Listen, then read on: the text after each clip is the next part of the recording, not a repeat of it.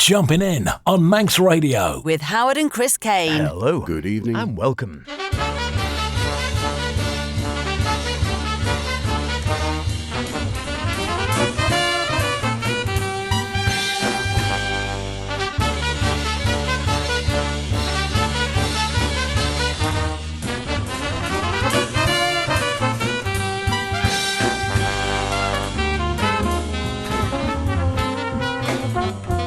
It's that time once again, the best in modern and contemporary jazz. It must be 9 o'clock on a Saturday night on Manx Radio. Jumping in with myself, H. And me, Chris. Yes, welcome along to this week's show. And can you believe it? We're only a week away from the practices starting. And to prove it, our friends from Gruselec are back on the corner at the Dune. Give them a beep and a wave if you're driving past. Is it just me, or are they making the years shorter these days? Even more exciting for some of us is the fact that next weekend we'll be making our annual pilgrimage to Belgium for the Brussels Jazz Festival. But don't fret, we'll not leave you jazzless. As former Boy Scouts, we'll be prepared with a show in hand and report back after the TT. So, H, what are you packing for the trip? Some sparkling continental releases to get you in festival mood, or some sparkling liver salts to help you survive the onslaught of Belgian beer? No, just the paracetamol, I imagine. No, we try to be very good these days. Wisdom with age and all the rest of it. And always an interesting session. We will report back indeed. Right, what have I got for you today? A couple of newies from me. One from Braithwaite and Katz, who are great supporters of the programme. Bassist-composer Bruno Raberg with his 10 Tet. Another one, Aline Folklid and her group. Again, I've not come across her music before, but fascinating stuff. Her group Sol. And also paying tribute to the great, in the smoother world certainly, and he's played with pretty much everyone, David Sanborn. Sadly, we lost him a few days ago. And from me, we crossed them thrice. We stormed the Chanel's hideout. We're not on the west side, but that's another story. And we'll start with Beth McKenna's jazz orchestra and Arrival from her jazz suite, Home, Montreal.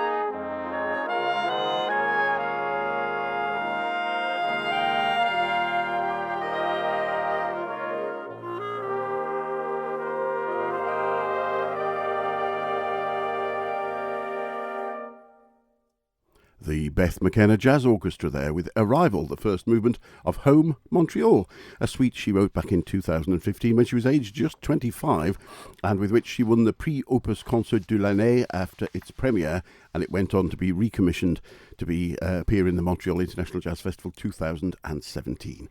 Beth was lucky enough to be mentored during her studies by award-winning composers and band leaders Christine Jensen, who we featured on the show before, Darcy James Argue, ditto, and Jim McNeely and John Roney. And we heard solos there from Rachel Terrien on trumpet, who's a great multi-award winner herself, who we have previously featured, and Beth herself. Great writing and playing, another name to watch. Another name to watch, and here's another name to watch as well, not in my book hitherto, Elin Folklid, born in the 80s, so yes, relatively, well, I suppose, is that old or young these days? I have no idea. From Sweden, she was a Larsen originally, moved to Stockholm in her 20s to pursue saxophone and jazz studies at the Royal College of Music there, and then for the last 15 years been a prominent voice on the Swedish jazz and improv scene. Started off with her own group originally and gained a wide recognition with her first album, Alive and Alive, playing with the Music Board of 2009, and in 2010 awarded Newcomer of the Year by Swedish Jazz Radio. In 2013 started working with the praised Anna Högberg Attack, which is a 6-piece band, and today works with her own band Elin Folklid Plays for Train, a quintet which, as you can imagine, does interpretations of John Coltrane's work, and this group Sol, which she leads and composes for together with the guitar player David Sanborn. And this is the title track of their latest album, Sol, Almost All Things Considered.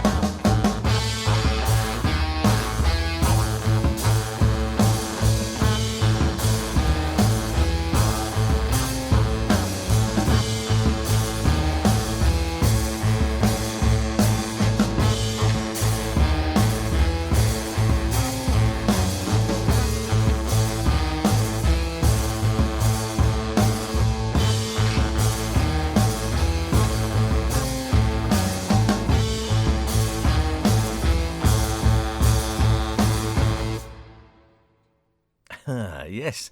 Interesting stuff at the very least. Quite. It's not all heavy, the album, it has to be said like that. There's another track which I almost played called Hello Again, Paul, which I feel without doubt is sort of dedicated to Paul Motion. It's got that very much that feel, that spacious feel of a lot of Motion's music.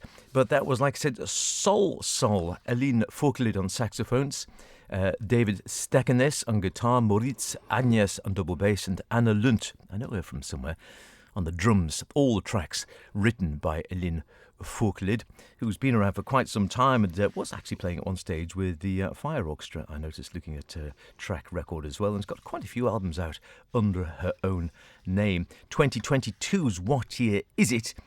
It's claimed in the bump, nailed the pandemic ennui with its title and surprised many with its at times gentle lyricism. This follow-up is a case of more is more free jazz, more distorted guitars and more baritone sax, and I think we got, all of the above on that track. I quite like it, I must admit. I'll definitely listen through to the rest of that track, or at least the rest of that album. Very enjoyable indeed, and like I said, a happy mix. She's played with all sorts of people, as has David Stekkenes. He's played with Evan Parker and Barry Guy and Paul Livens and Ken Vandermark and a whole host, and it finds its space somewhere in between a little bit of everything, really. It's part free, part sort of funk, part free improv, part free jazz. Interesting stuff, and thanks very much to Jim at Ampersand for pushing that one in our direction. Yes, indeed. And yes, certainly tending toward the free side of things. I did wonder, while they're playing that, whether she's any relation to Adam Folklid, the composer and pianist, as it's a married name, who I've featured a couple of times. Who knows, but it may be that Folklid is the equivalent of Smith over there. We don't know. Next, a new name on me, but an album that I've been regularly returning to over the last year. Open House by Tom Ollendorf came out in May of last year.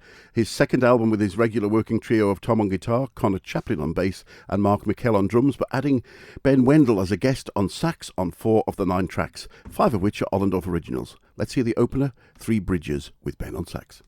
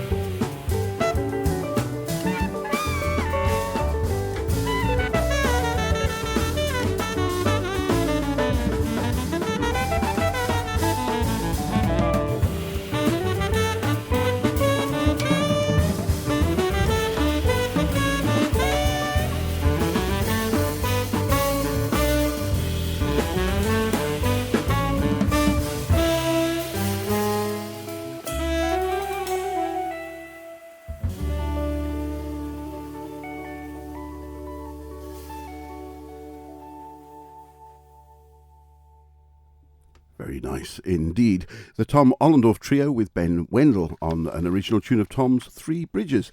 Tom graduated from the Royal Welsh College of Music after winning the Yamaha Parliamentary Jazz Scholarship back in 2016 and has been touring and recording ever since.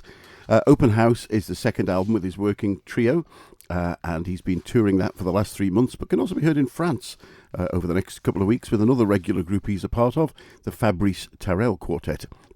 He's also been working as a sideman with quite a decent list of names: Ari Honig, Bill McHenry, Jeff Simpkins, Hugh Warren, Tim Garland, Natai Herskowitz and others, and is a regular at the Vortex when he's in London.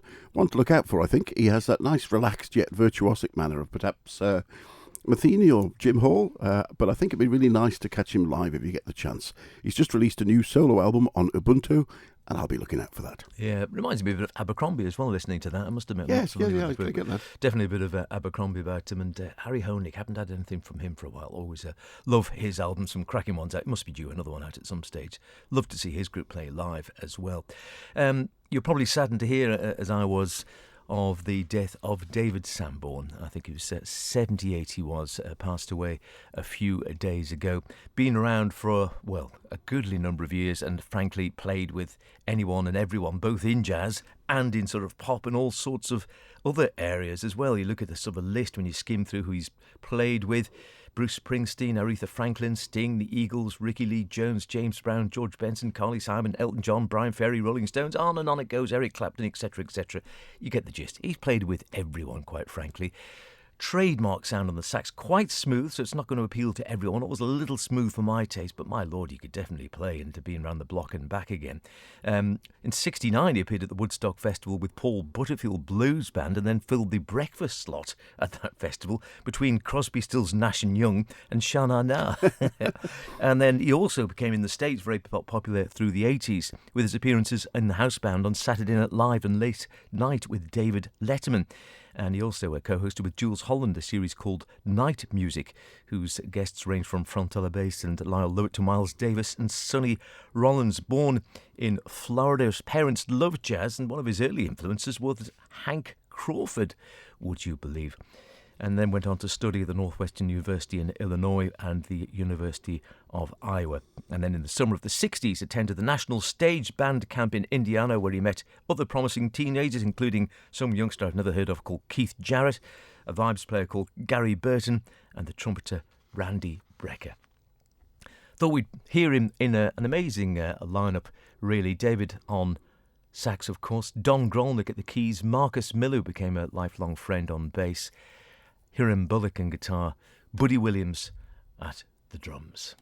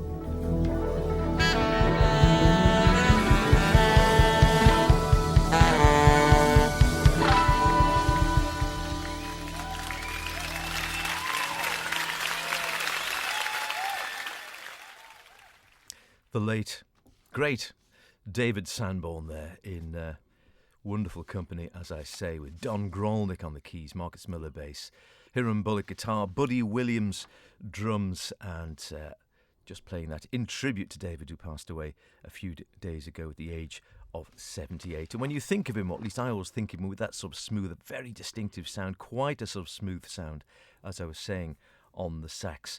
And it's amazing when you look at who he has played with. Back in St. Louis, he spent some time working with the trumpeter Lester Bowie, not known for being too smooth, but very much at the cutting edge and sort of free side of jazz. The drummer Philip Wilson and the saxophonist Julius Hemphill, Oliver Lake and Hamiet Blewett, all very adventurous players who never really went down the sort of more familiar or perhaps mainstream line. And when challenged on his authenticity as a jazz musician, Sanborn often responded that his music came from R&B and gospel as well as jazz, and said it wasn't any one of those things, it was all of them kind of mixed together. And to me, that is the kind of the essence of American music. I wouldn't disagree there. And to be fair, he had a great catalogue of work, both commercially, obviously as a session man, but also on television work as well. Now, next from me, a track from a new release from bassist Gary Brunton. Gary hails from Burnley and was brought up in Wales, but has lived in Paris since moving there to study at the age of 20 back in 1988, on the recommendation of guitarist Martin Taylor, who he was playing with at the time. So he's been around for a while. Who's he played with? Well, he's played with Scott Hamilton, Pee Wee Ellis, Noyan Lay, Bojan Z, and many others. A fairly eclectic mix. His new release is called Gwarra. That's a Welsh word, so apologies for my pronunciation. And from it, here's Fort Stephen number 5.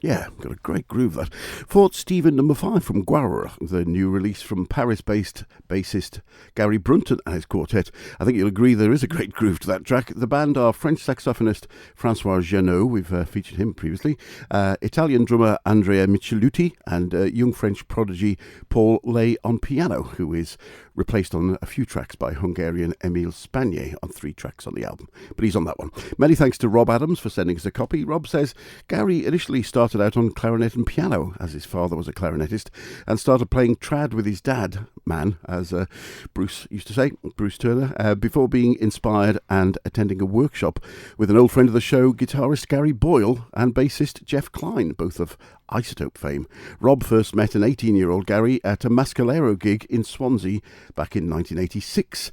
Rob was the tour manager for the band at that time, and he said the high point of the gig was when ECM legend drummer John Christensen played a drum solo on the wine bottle-lined walls of the club. Wish we'd been there to see that. And Rob also said it quite different from their recordings, that Mascalero could really rock out when they wanted to. Thanks to Rob for sending us a copy. Guara, incidentally, means dawn. Hello, I'm Julia Hülsmann. You're listening to Jumping In with Chris and H. How about that? Okay.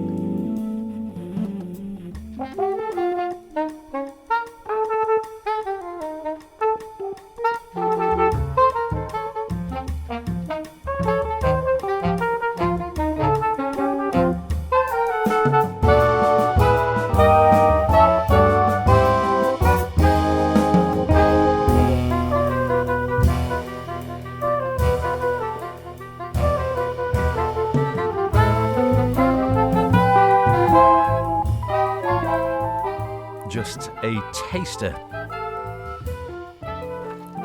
as they say, from bassist composer Bruno Raberg's new album Evolver with his 10-tet.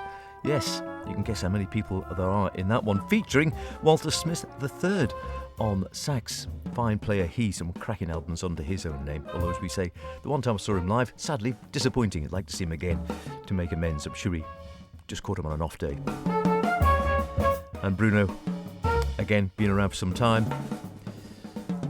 Steve Elman in the Arts View says, a bass virtuoso, sophisticated composer and seasoned veteran of jazz.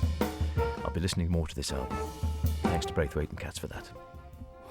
Well, that about wraps it up for this week's show. I did mention we'll be off to Brussels next week and we'll report back later, but the show will still be here, so never fear. We'll leave you with an interesting new release from German double neck guitar maverick Max Kluth, whose collection of instruments would challenge the collections even of McLaughlin or Matheny, often combining instruments or other necks from totally different cultures, and here perhaps influenced a bit by McLaughlin and Mahavishnu in the first section of the track, before moving to his oud neck, as one likes to do. A fascinating combination of musical influences and styles, along with the poetry of Mardia Burchard, who also plays a number of instruments on it. Because of time constraints, the full track will only be for podcast listeners only. Hopefully you can get a taste nonetheless. The album's called Entellicheia, which is a term from Aristotelian philosophy that describes an individual who carries perfection as a goal within themselves. Well, don't we all? And this is Bernstein. See you next week. Be good. We're off for the beer. Bye for now.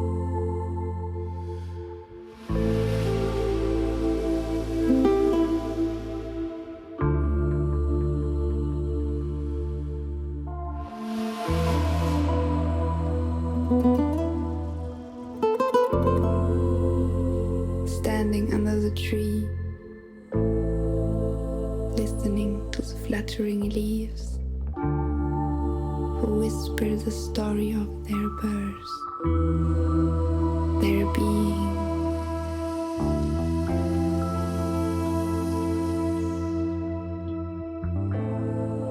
Listening to the raindrops falling on them.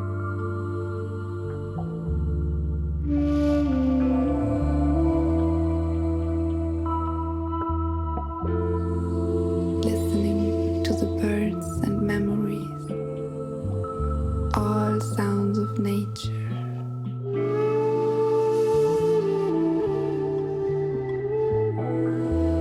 A lullaby for all human beings.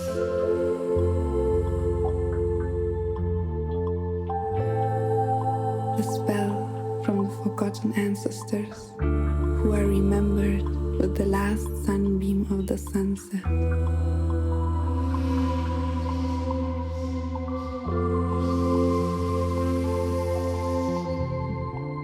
The night falls into the land. The colors begin to change.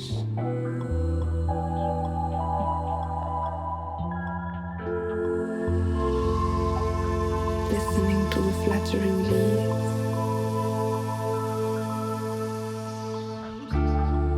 just breathing in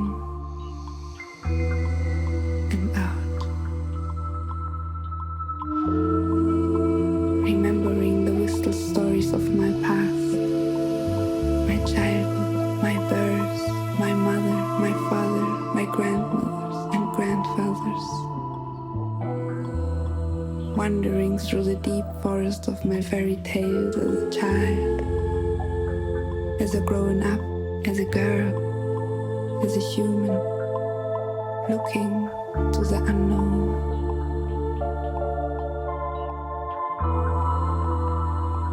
Just breathing in and out. In and out.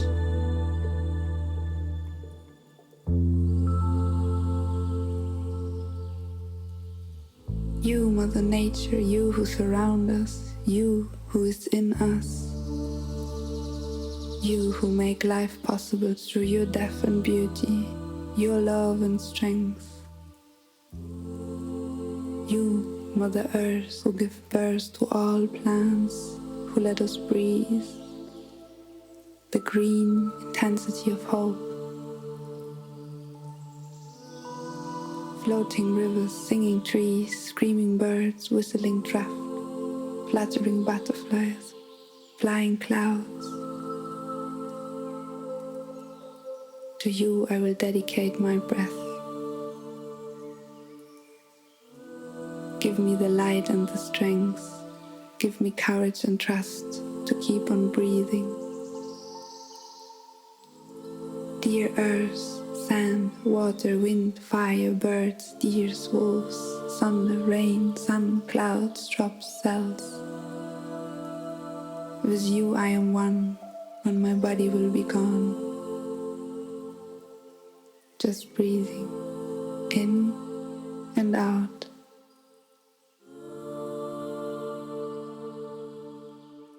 Till the whole universe will fade in the endless echo of stars.